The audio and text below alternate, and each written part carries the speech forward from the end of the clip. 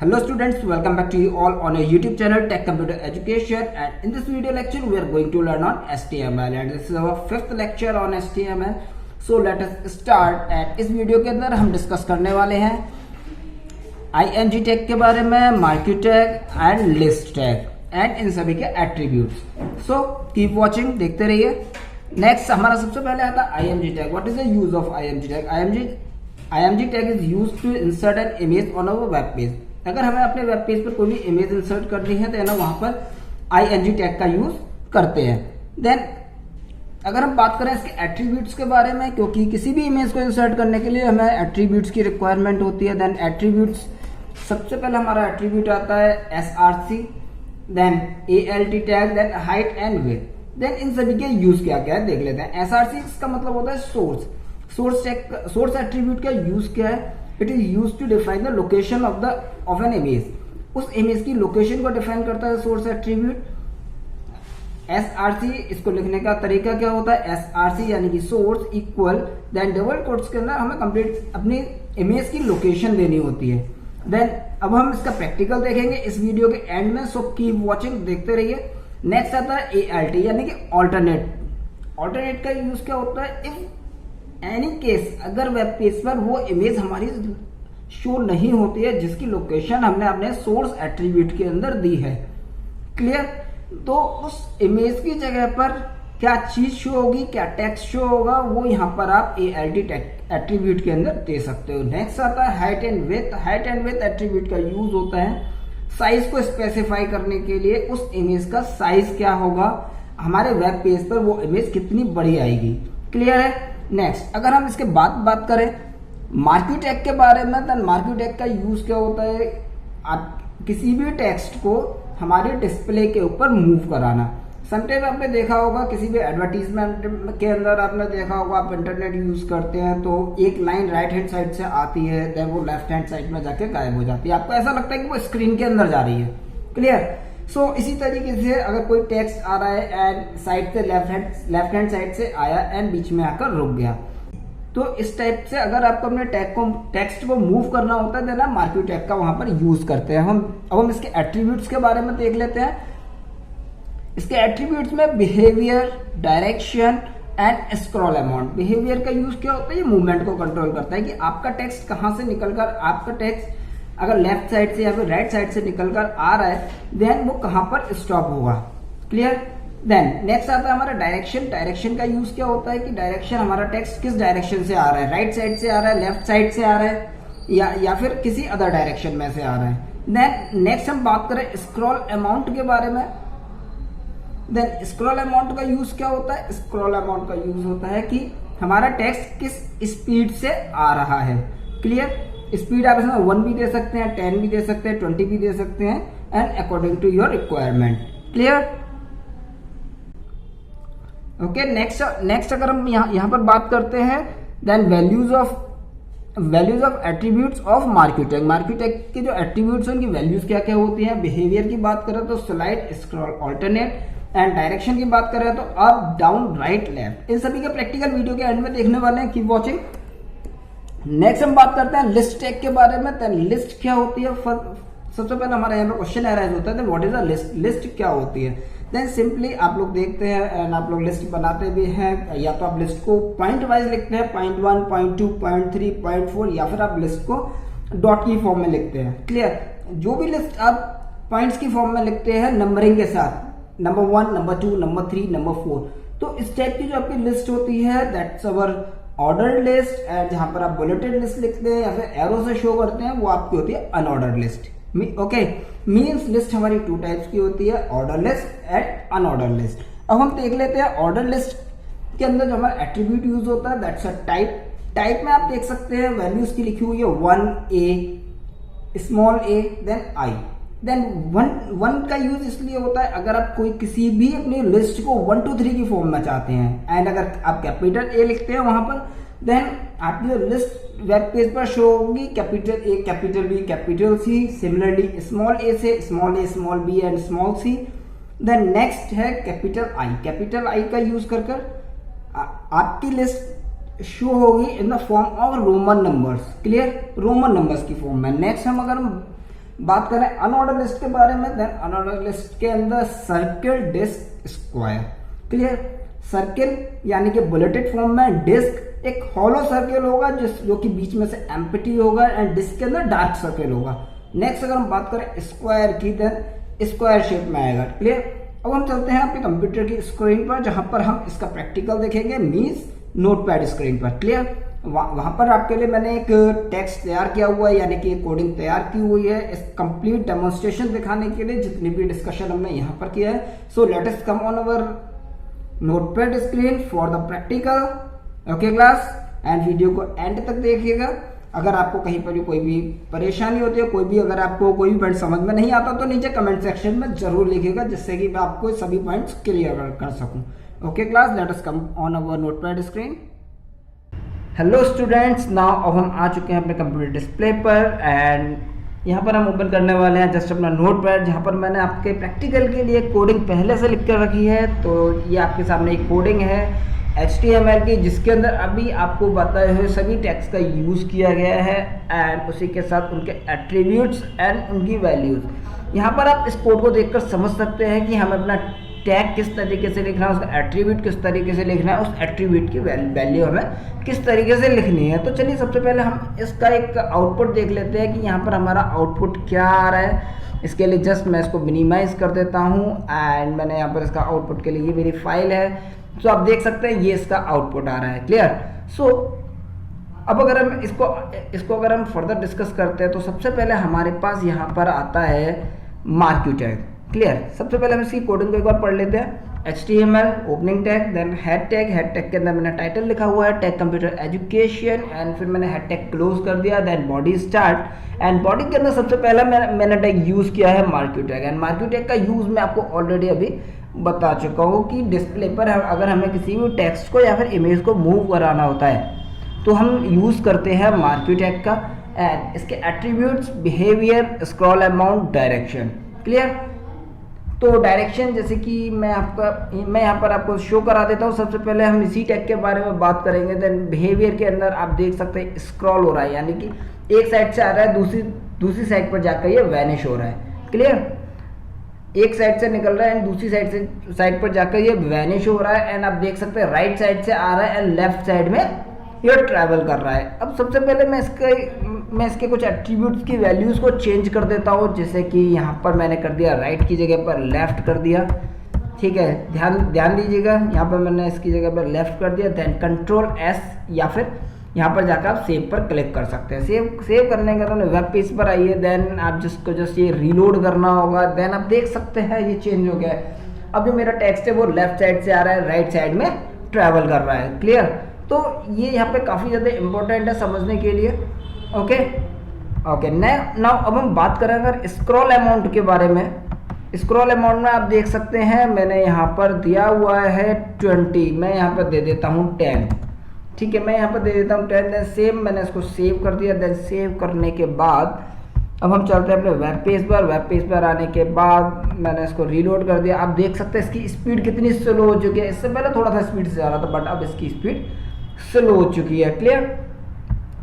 Next अब हम बात करें इसी तरीके से अब यहाँ पर और भी स्पीड इसकी बढ़ा सकते हैं। हैव अ लुक, यहाँ पर मैंने दे दी 40। अगर मैं यहाँ पे स्पीड दे देता हूँ, देन Ctrl+S मैंने सेव किया एंड अपने मैं वेब पेज पर आ गया। Now we just going to reload it. Then आप देख सकते हैं इसकी स्पीड कितनी ज़्यादा तेज़ हो चुकी है। पढ़ा भी नहीं जा रहा है, इतनी तेज़ स्पीड हो चुकी है, बट हमें इसका टेक्स्ट पता है कि क्या लिखा हुआ है, तो हमें कोई प्रॉब्लम नहीं है। क्लियर? चलिए अब हम और आगे चलते हैं और एट्रीब्यूट्स और उनकी वैल्यूज़ के बारे में देख लेते हैं। नाउ स्क्रॉल में आप समझ चुके हैं, एक साइड से आ रहा है, दूसरी साइड में जाके वैनिश हो रहा है। नाउ हम एक बार चेक कर लेते हैं। मैंने अभी आपको इसका एक और इस एट्रीब्यूट की एक और वैल्यू बताई थी, that is slide, SLIDE, slide. Clear? Now have a look, क्या चेंजेस आ रहे हैं। जो भी चेंजेस आ रहे हैं आपको सभी कमेंट सेक्शन में लिखने हैं, ध्यान रखिएगा। नाउ अब मैंने इसको रीलोड कर लिया। देखो टेक्स्ट हमारा आया एंड रुक गया। क्लियर? तो ये स्लाइड से हो रहा है कि हमारा टेक्स्ट आया एंड दूसरी साइड पर आकर हमारा टेक्स्ट स्टॉप हो गया। क्लियर?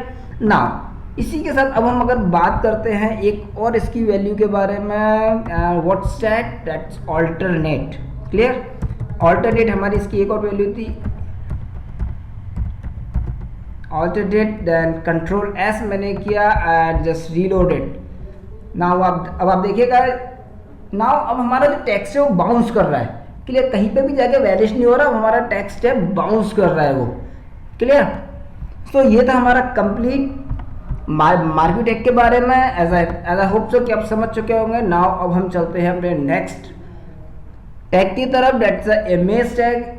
अब हम देखेंगे यहाँ पर इमेज टैग का यूज़ हम किस तरीके से कर सकते हैं।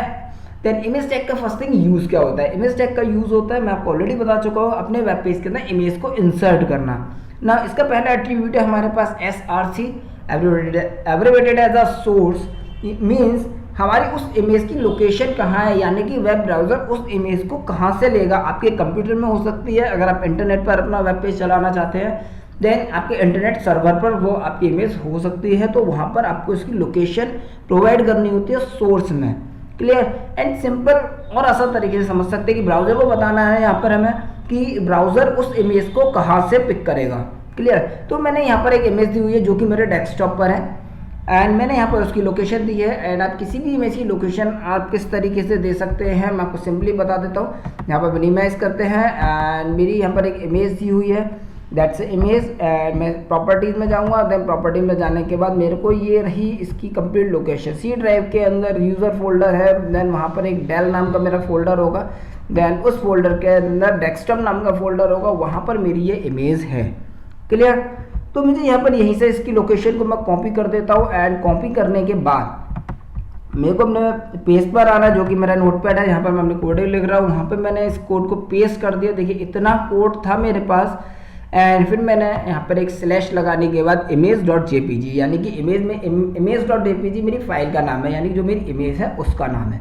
क्लियर, देन इसके बाद width 50% they the and height 50%। ये मैंने परसेंटेज में इसीलिए दिया कि पेज के 50% होगी, जितना बड़ा मेरा पेज है वो उसके अकॉर्डिंग 50%। क्लियर, नाउ अब इसके बाद बात करें ALT टैग के बारे में, यानी कि ऑल्टरनेट टैग के बारे में, टेक्स्ट के बारे में है ये। अगर इन द सेंस अगर मेरी इमेज वहाँ पर फाइंड आउट नहीं होती है तो उस केस में मेरा सिस्टम क्या शो करेगा। तो चलिए अब हम इसका एक बार प्रैक्टिकल देख लेते हैं, यहाँ पर कुछ एडिटिंग करके देखेंगे।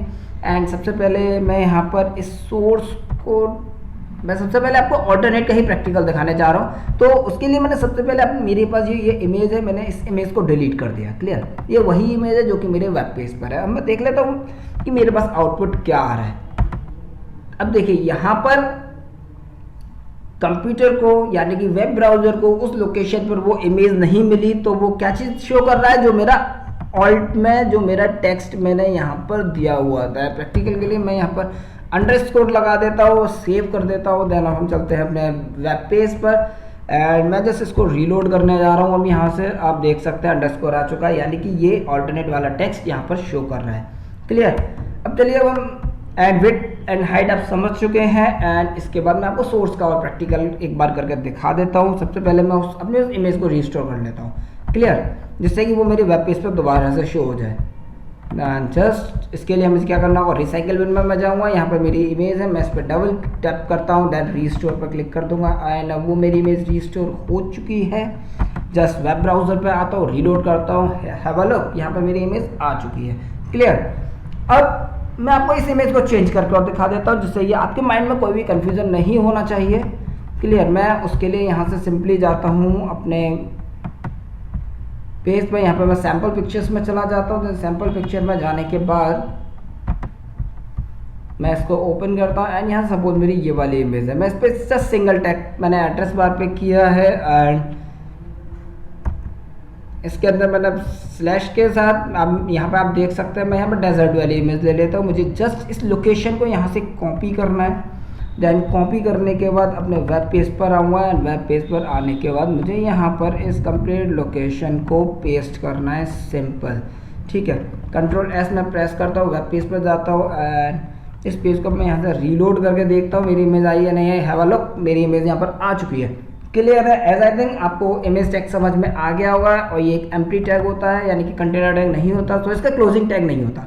क्लियर, चलिए अब हम आगे चलते हैं। नाउ अब हम बात करते हैं पी टैग के बारे में, यानी कि पैराग्राफ टैग, जिसके बारे में मैं आपको ऑलरेडी पहले भी बता चुका हूँ। एंड सबसे पहले हम अपने वेब पेज पर देखते हैं कि यहाँ पर क्या लिखा हुआ है कि पैराग्राफ टैग के अंदर क्या लिखा हुआ है। पैराग्राफ टैग हमारा यहाँ पर स्टार्ट हो रहा है, मैं आपको सेलेक्ट करके दिखा रहा हूँ। यहाँ पर स्टार्ट हो रहा है पी टैग एंड क्लोज कहाँ पर हो रहा है, यहाँ पर, यानी कि एक लाइन आ रही है यहाँ पर। Now we use list tag to show type and uses of list tag. इसके बाद बी आर का यूज होता है ब्रेक लाइन के लिए, यानी कि लाइंस को ब्रेक करने के लिए। एंड इसके बाद आप यहाँ पर एक और टैग देख सकते हैं जो कि यहाँ पे लिखा हुआ है B tag. Clear. B tag का यूज होता है अपने टेक्स्ट को बोल्ड बनाने के लिए, यानी कि नॉर्मली जब आप करते हैं बोल्ड, इटैलिक, अंडरलाइन, तो यहाँ पर भी BIU टैग यूज करते हैं। ठीक है, P for bold, I for italics and U for underline. Clear.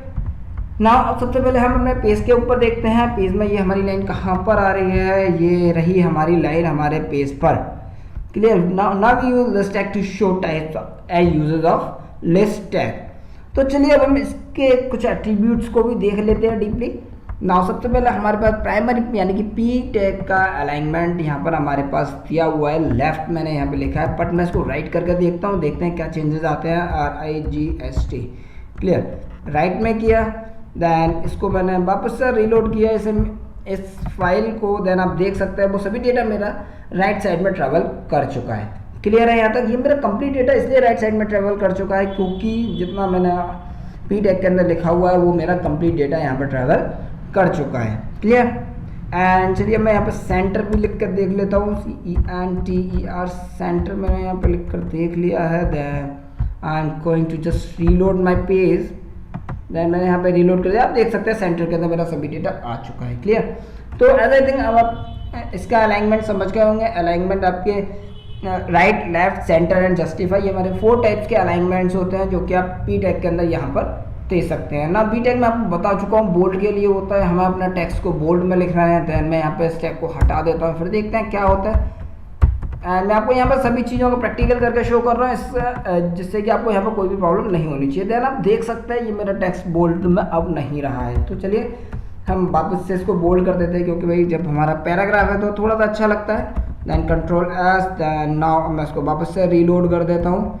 Then वापस से अब मेरा ये बोल्ड में आ चुका है। सो पी टैग में आपको ऑलरेडी पहले भी बता चुका हूँ एंड अब मैंने आपको दोबारा बता दिया। एंड BR टैग का यूज़ मैं आपको बता चुका हूँ। ये बी टैग का यूज़ होता है किस लिए, लाइंस को ब्रेक करने के लिए ना। एक बार मैं इन बी टैग्स को हटा के देख लेता हूँ, देखते हैं क्या चेंजेस आते हैं, क्योंकि भाई जब तक हमें चेंजेस समझ में नहीं आएंगे तो हम काम कैसे कर पाएंगे। तो मैंने इसको वापस से रीलोड किया। देन आप यहाँ पर देख सकते हैं मेरा कंप्लीट एक लाइन में आ गया। ठीक है, tag, then order list, unorder list, ये मेरा कंप्लीट लाइन में आ रहा है। क्लियर है। तो अब मैं देख लेता था कि यहाँ पे हमारे पास एक और BR टैग है जिसकी वजह से अनऑर्डर लिस्ट नीचे आ रहा था। क्लियर। ये रहा हमारा एक और BR टैग। तो एज आई थिंक आप BR टैग का यूज़ समझ चुके हैं, बट मैं यहाँ पर वापस से प्लेस कर देता हूँ क्योंकि हमें अपना पेज इस तरीके से अच्छा लग रहा था। क्लियर है। नाउ अब मैं आपको इस पेज को वापस से रीलोड कर देते हैं एंड देखिए अब ये वापस आ चुका है। नाउ अब हम आगे बढ़ते हैं। नेक्स्ट हमारा यूज़ होने वाला टैग है यहाँ पर लिस्ट टैग। लिस्ट मैंने आपको बताया ना भाई 2 टाइप्स की लिस्ट होती है, order list and unordered list. तो सबसे पहले यहाँ पर अनऑर्डर लिस्ट का एग्जांपल है। अनऑर्डर लिस्ट यानी कि बुलेटेड फॉर्म में हो सकती है, अपने वेब पेज पर भी देख लेते हैं। ये रही हमारी जो हमारी ऊपर दी हुई है, दिस इज अनऑर्डर लिस्ट, नीचे वाली हमारी ऑर्डर लिस्ट है। क्लियर। तो यहाँ पर हम इसका एक बार चेंजेस करके देखेंगे, पढ़ लेते हैं। अनऑर्डर लिस्ट यानी कि UL हमारा टैग हो गया, टाइप स्क्वायर है। यहाँ पर आप देख सकते हैं टाइप स्क्वायर में ये पॉइंट्स आप देख सकते हैं, इन लाइंस के आगे जो पॉइंट आ रहा है वो सब स्क्वायर फॉर्म में आ रहा है। क्लियर। देन LI का मतलब होता है लिस्ट आइटम, ये आपको देना बहुत ज़्यादा कंपलसरी है, LI टैग का यूज़ करना कंपलसरी है। देन H1 मैं आपको पहले बता चुका हूँ, ये हमारा हेडिंग टैग होता है। H1 to H6 हमारे हेडिंग लेवल्स होते हैं। क्लियर। तो ये आपका H1 सबसे बड़ा साइज होगा एंड H6 सबसे छोटा साइज होगा। जब आप कोई भी हेडिंग देते हैं तो बाय डिफॉल्ट वो बोल्ड फॉर्मेट में आती है। Is it clear. Now next अगर हम बात करते हैं, जस्ट अ मिनट, यहाँ पर हमारे सामने एक डायलॉग बॉक्स आ चुका है। मैं इसको keep the current colour scheme and don't show this message again पे मैं यहाँ पे क्लिक कर देता हूँ, तो ये हमें अब डिस्टर्ब करने नहीं आएगा। चलिए हम आगे चलते हैं। यहाँ पर मैंने लिस्ट आइटम में यानी कि जो जितने मुझे आइटम लिस्ट में चाहिए वो सभी मैंने यहाँ पर लिखे हुए हैं एंड स्क्वायर से आप समझ चुके होंगे यहाँ पर। क्लियर। अब मैं यहाँ पर चेंज कर देता हूँ, यहाँ पर मैं सर्किल कर देता हूँ। ठीक है, चेक करते हैं क्या होता है। CIRCLE यहाँ पे मैंने सर्किल कर दिया, Ctrl+S एंड वापस से मैं स्पेस को रीलोड कर दूँ। आप देख सकते हैं हॉलो सर्किल आ गया है, यानी कि बीच का स्पेस खाली है। क्लियर। एंड आप यहाँ पर एज आई थिंक क्लियरली आपको यहाँ पर शो हो रहा होगा। ओके देन अब मैं यहाँ पर डिस्क कर देता हूँ DIS के। हम अभी आपको यहाँ पर 3 एट्रीब्यूट्स की वैल्यूज बताई दी आपको यहाँ पे DIS के डिस्क मैंने यहाँ पे लिख दिया है। देन कंट्रोल एस, देन मैं इसको वापस से रीलोड। अब आप देख सकते हैं डार्क डॉट्स आ गए हैं यानी कि बुलेटेड फॉर्म। क्लियर। नेक्स्ट अब अगर हम बात करते हैं तो OL टैग के बारे में। यहाँ पर मैंने UL टैग आप देख सकते हैं, यहाँ पर मैंने UL टैग को ओपन किया है, यहाँ पर मैंने UL टैग को क्लोज कर दिया। अब हम यहाँ पे देख सकते हैं OL टैग आ रहा है हमारे यहाँ पर। क्लियर। अब OL टैग का यूज यानी ऑर्डरलेस टाइप यहाँ पे A दिया हुआ है। देन आप यहाँ पर देख सकते हैं ABC आ रहा है, बट मैं यहाँ पर कुछ चेंजेस कर देता हूँ। बाकी सब सेम है। LI टैग आपको UL टैग की तरह LI टैग भी यूज करना है, ठीक है।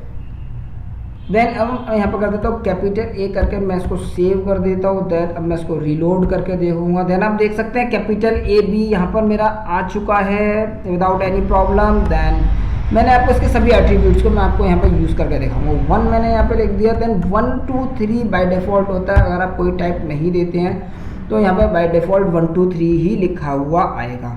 क्लियर। अगर आप कोई भी टाइप नहीं देते हैं तो इसी तरीके से अनऑर्डर लिस्ट का डिफ़ॉल्ट टाइप होता है, वो होता है डिस्क यानी कि बुलेटेड फॉर्मेट। क्लियर। अब टाइप 1 के अलावा मैंने यहाँ पे दे दिया आई। देन आई को जब मैं रिलोड करता हूँ यहाँ पर, देन आप देख सकते हैं यहाँ पर रोमन नंबर्स में आ चुका है। तो एज आई थिंक यहाँ पर ये सभी आपको क्लियर हो चुका होगा। यहाँ पर आपको कोई भी परेशानी नहीं